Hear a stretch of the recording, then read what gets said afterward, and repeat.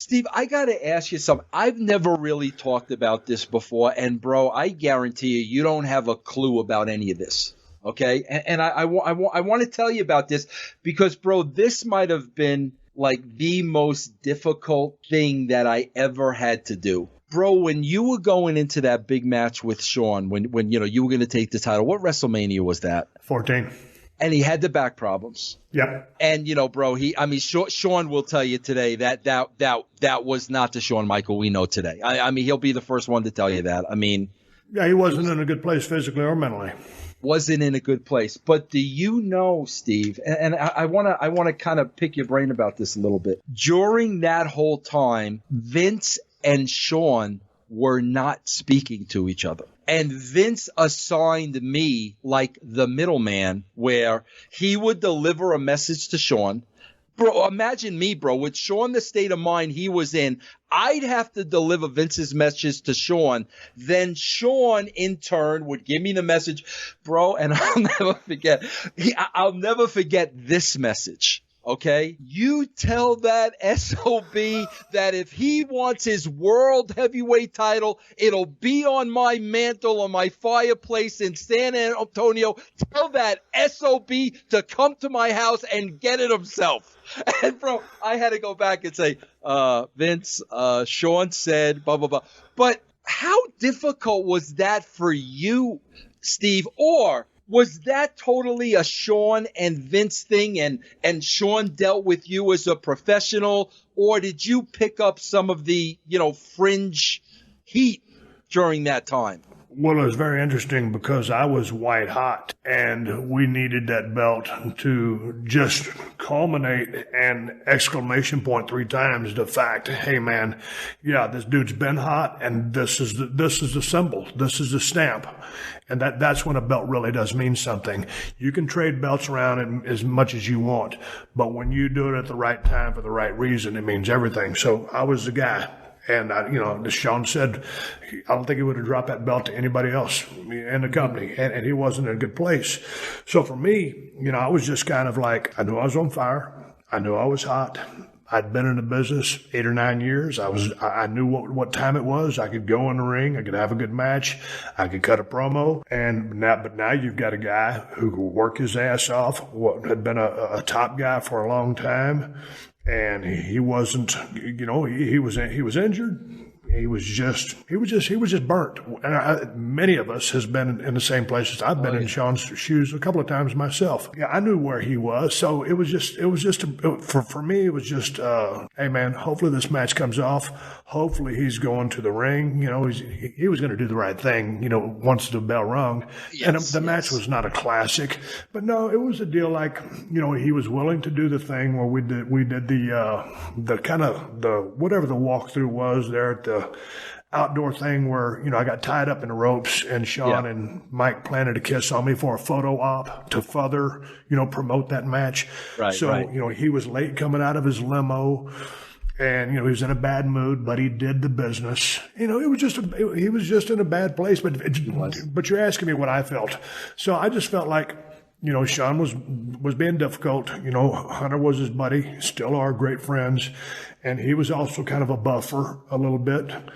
And dude, I was doing exactly, I was where I needed to be, but I was in my own zone. And so it all ended up working out. It all ended up happening. The match was, man, it was not a classic by any stretch of the imagination. So I weathered the storm and I was like, man, we'll get through this.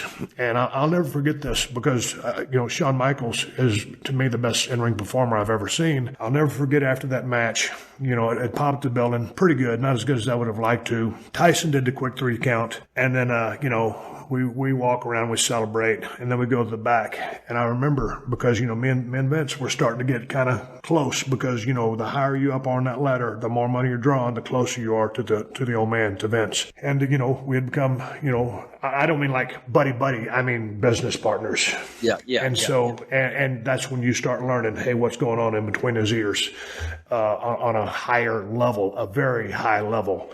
And I looked straight at Vince, and I said, God damn, I said, that wasn't very good.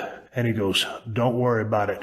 Tomorrow on Monday night, we'll be off and running. Yeah. And that's how we started. We got out of 14, but it was just a process of weathering, through the storm that Shawn was going through, getting through it. But I was just a byproduct. As Shawn was a little obstinate, let's say, very. And a lot of people, there's a story of Taker wrapping up his fist with the tape. There's that story, I don't know about that. You'd have to get that from Taker. But Shawn was going to do the thing, and he did, and here we are. Steve, here's the question that I always obviously I'm not a wrestler. I'm not a performer. I don't know that high, especially, bro, I don't know that high in front of a WrestleMania crowd. But I'll never forget, bro, because the whole lead into that match was the back problems Shawn was having. And, bro, he was in agony and his back hurt. And bro, I'll never forget it. You've got to remember this. I was watching that match like everybody else, and I was literally concerned about Shawn's health because of his back. And I remember watching that match, Steve, and then all of a sudden in the middle of the match, Shawn does a kip up. And I remember I saw that, and half of me was like, you SOB.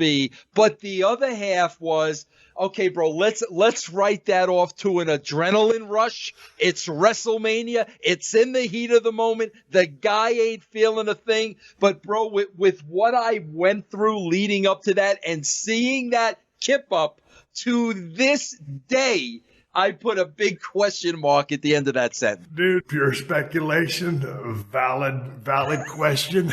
Dude, I do not know. I think he did end up having back surgery or whatever, but he was beat to shreds. His back was hurt. And Shawn Michaels is such a performer. Dude, he could have literally been paralyzed, and he could have kept up because he is Mr. WrestleMania, and he's that goddamn good. So, good point. I don't know. I'm not going to call him out on it.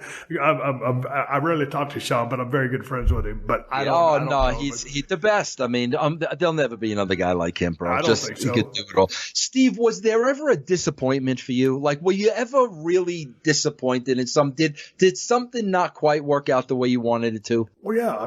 That match didn't work out like I wanted it to because, you got to understand, when I came to the company in late 95, 96, man, I was working main events. Well, first of all, I started off working with Savio Vega, and he got me in shape. And then I was working with Brett and Shawn. So, I was getting kicked in the mouth, or I was tapping out in the sharpshooter every single night. They beat the shit out of me. And that was fun because I'm working with top guys and I could go.